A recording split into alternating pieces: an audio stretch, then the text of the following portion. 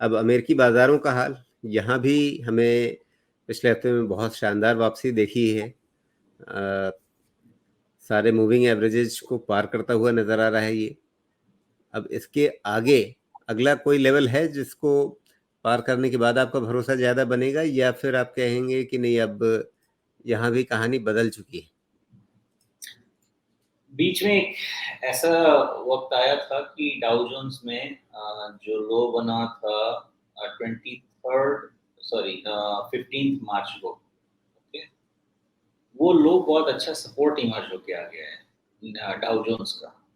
हालांकि अभी भी 30,000 तक डाउनसाइड ओपन है, तो मैं ये नहीं कह पाऊंगा कि कंप्लीट यहाँ से रिवर्सल हो गया क्या, लेकिन ये लो बहुत अच्छी जगह है। S&P 500 का भी पॉजिटिव दिख रहा है और नैस्डैक का तो पॉजिटिव दिख ही रहा है, तो बहुत पॉसिबिलिटी है कि जो डाउ जोन्स और S&P 500 और नैस्डैक का लेटेस्ट लो बन गया, ये लो मेंटेन रहेगा। इसके बाद थोड़े अपसाइड आएंगे, कंसोलिडेशन होगा, लेकिन फिर भी मैं डाउ जोन्स के बारे में मेरा व्यू वही है, जब तक 34-35,000 के रेंज को अच्छे से निकाल नहीं लेगा, इस पे कोई भी फ्रेश व्यू मैं नहीं लेने वाला हूँ। वही रेंज बाउंड व्यू जो था 32,000, 31,000, ऊपर में 34-35,000, वही रेंज बाउंड व्यू। जब आप कह रहे हैं कि नीचे 30,000 तक की संभावनाएं अभी भी बनी हुई है, तो क्या पोटेंशियली ये एक मेगाफोन स्ट्रक्चर में जा सकता है? अभी नहीं जाना चाहिए। मैं देखिए प्रॉब्लम क्या है कि हर डेटा अलग अलग निकल के आ रहा है ना हर समय में। जो रीसेंट सेट ऑफ डेटा मुझे समझ में आ रहा है, वो यही समझ में आ रहा है कि इन्फ्लेशन पीक हो जाएगा, जिसके कारण से इंटरेस्ट रेट भी पीक हो जाएगा। तीसरी नहीं, चीज तो ये है कि 30,000 की बात कब होगी, वही अगर मैं होगी बता तो? नेक्स्ट थर्ड पॉइंट जो है, जी।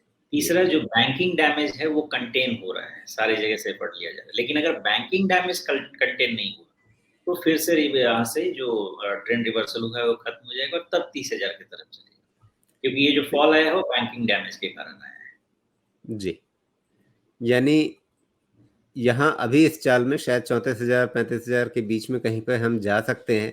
एक ट्रेंड लाइन मैंने खींची है, वो भी वहीं पे आ रही है, और वहाँ पर शायद ये इवैल्यूएशन होगा कि बैंकिंग सेक्टर का जो नुकसान है वो कितना बड़ा है। क्या वो नुकसान थम गया, क्या नियंत्रण पा लिया गया या नहीं? और वहाँ पर जैसा व्यू बनेगा उसके हिसाब से या तो इस रेजिस्टेंस को हम पार कर जाएंगे, मतलब डाउ जोन्स पार कर जाएगा, और अगर वहाँ पर फिर से चिंताएं उभरी तो वापस 30,000 की ओर ये नीचे आ जाएगा। क्या इस तरह का एक स्ट्रक्चर आपके मन में उभर रहा है? बिल्कुल हो सकता है। तो सारा का सारा जो हमारा फोकस है इसी पे है कि क्या बैंकिंग क्राइसिस को सही में कंटेन करके, अगर वो कंटेन देख के तो यही लग रहा है, जो न्यूज़ समझ में आ रहा है देख के तो ये लग रहा है कंटेन हो गया है। लेकिन अगर गलती से भी 1-2 बैंक बाहर निकल के आ गए तो फिर वही माहौल बनेगा जो थोड़े दिन पहले बना। जी। चलिए, अब यहाँ पे S&P 500 का भी चार्ट देख लेते हैं। डाउ जोन्स का चार्ट जितना साफ साफ दिख रहा है, इसमें हमें वापसी काफ़ी अच्छी दिखी है। S&P 500 ने भी वापसी तो की है, लेकिन पहली नज़र में इसको देख के लगता है कि नहीं, ये तो रेंज बाउंड ही है। ऐसा क्यों लग रहा है? देखिए S&P 500 फिर से 41-4200 रेंज आएगा, उतना तक आ जाएगा ऐसा लग रहा है। मेन मुद्दा वहां पे शुरू होगा 41-4200 के बाद क्या, और इसकी धोखेबाजी एक्चुअली होती है 4300 के ऊपर निकलने पे।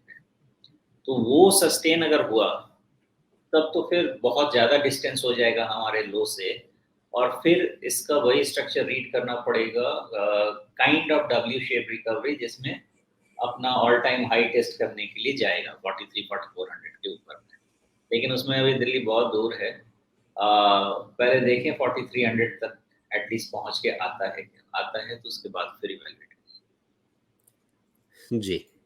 लेकिन एक चीज का ध्यान रखिएगा, मैं सारी एनालिसिस अब मार्च मंथ के बिहेवियर के हिसाब से कर रहा हूँ, और मुझे ऐसा लग रहा है कि most of the negatives are into the price.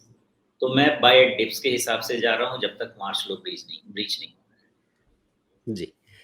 अब यहाँ नैस्डैक पर आपने थोड़ा सा कहा, उसको उस सवाल पर एक बार फिर से आ जाता हूँ। जैसे आपने कहा कि नहीं, अभी तो ये आपको लग रहा है कि 13,000 तक तो बड़े आराम से चला जाएगा। एक यहाँ पर जो इसकी पिछली चाल आई थी, लगभग 10,200 से लेकर के 12,250 के आसपास तक, तो मोटे तौर पे आप कह सकते हैं 2000 पॉइंट्स की चाल थी और उसके बाद फिर अगला बॉटम बना लगभग 11,000 पे, तो 2000 पॉइंट की चाल फिर से आ जाएगी तो 13,000 के आसपास पहुंच जाएगा। मतलब पिछले अपमूव का एक रेप्लिका यहाँ बन जाएगा। अगर हम एक्सटेंशन थ्योरी पे जाएं तो 100% एक्सटेंशन वहाँ पे हो जाएगा। इसके अलावा और क्या हमें ध्यान रखना है नैस्डैक के चार्ट में, खास करके अपने बाजार के संदर्भ में? देखिए नैस्डैक के चार्ट में कोई खराबी नहीं है। अब 10,000 का जो बॉटम था बहुत अच्छा बॉटम है, बहुत लॉन्ग टर्म बॉटम है, लेकिन अब 11,000 के नीचे बंद नहीं होना चाहिए नैस्डैक को, अदरवाइज प्रॉब्लम फिर से शुरू होगी। और मुझे लगता नहीं है गिवन द स्ट्रक्चर कि 11,000 के नीचे बंद होगा तो अपने को फिर फ्लिप साइड इसका लेके ध्यान में रखना पड़ेगा। जब तक नहीं होगा तब तक करंट स्ट्रक्चर बाय डिप्स लेके ही चलें। जी, बाय डिप्स नैस्डैक पर भी। और अब डॉलर का हाल समाचार देख लेते हैं। डॉलर इंडेक्स एक बार फिर से मतलब अपने सारे मूविंग एवरेजेस के नीचे तो है ही, और अब नज़र ये कि क्या 101.5 के आसपास जो पिछला हाल का बॉटम बना हुआ है, क्या इसके भी नीचे अब जाएगा? क्या लेवल्स देख रहे हैं डॉलर इंडेक्स के लिए आगे, और हमारे लिए उसका मतलब क्या रहेगा? देखिए डॉलर इंडेक्स फाइनली 100 रीच करना चाहिए। अभी उसका बहुत क्लियर सिचुएशन नहीं है, लेकिन फाइनली वो रीच करना चाहिए 100 के नीचे। लेकिन ये भी है ना कि थोड़ी थोड़ी कवरिंग जैसी सिचुएशन दिख रही है। 103 के पहले कोई कवरिंग नहीं है। 103 के नीचे और स्लिप करेगा और फिर से रीटेस्ट ऑफ 100 होगा। तो फिलहाल आप 103 और 100 का रेंज लेके चलें और इस रेंज की इधर उधर निकलने देते हैं, फिर देखते हैं कहाँ हो सकता है। 103 निकलने के बाद 104.5, बट उससे ज़्यादा तो फिलहाल नहीं लग रहा।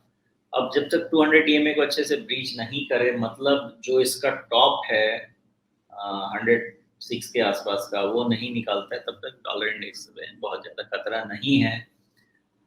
मुद्दे की बात यह है कि साइकोलॉजिकली इंडेक्स को 100 के नीचे लाना बहुत ज़रूरी हो गया है, नहीं तो दिक्कत हो रही है। जी।